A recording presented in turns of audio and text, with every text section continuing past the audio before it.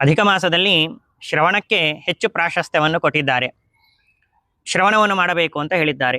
ಶ್ರವಣವನ್ನು ಮಾಡಬೇಕು ಅಂತ ಹೇಳಿದಾಗ ಮಹಾಭಾರತವನ್ನು ಶ್ರವಣ ಮಾಡಬೇಕು, ರಾಮಾಯಣವನ್ನು ಶ್ರವಣ ಮಾಡಬೇಕು, ಬೇರೆ ಪುರಾಣಗಳನ್ನು ಶ್ರವಣ ಮಾಡಬೇಕು, ಭಾಗವತವನ್ನು ಶ್ರವಣ ಮಾಡಬೇಕು ಅಂತನೋ ಸಂದೇಹ ಬರ್ತದೆ. ಯಾವುದು ಅತ್ಯಂತ ಶ್ರೇಷ್ಠವಾಗಿರುವಂತಹದ್ದು ಅಂತ ಪ್ರಶ್ನೆ ಬಂದರೆ ಅದಕ್ಕೆ ಬೃಹನ್ನಾರದೀಯ ಪುರಾಣ ಅಂತನೋದು ಈ ರೀತಿಯಾಗಿ ತಿಳಿಸಿಕೊಡ್ತಾ ಇದೆ.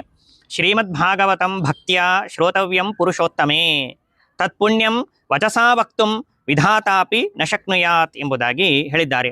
ಅಧಿಕ ಮಾಸದಲ್ಲಿ ಭಕ್ತಿಯಿಂದಾಗಿ ಶ್ರೀಮದ್ ಭಾಗವತವನ್ನು ಶ್ರವಣವನ್ನು ಮಾಡಬೇಕು ಅಂತ ಹೇಳಿದ್ದಾರೆ.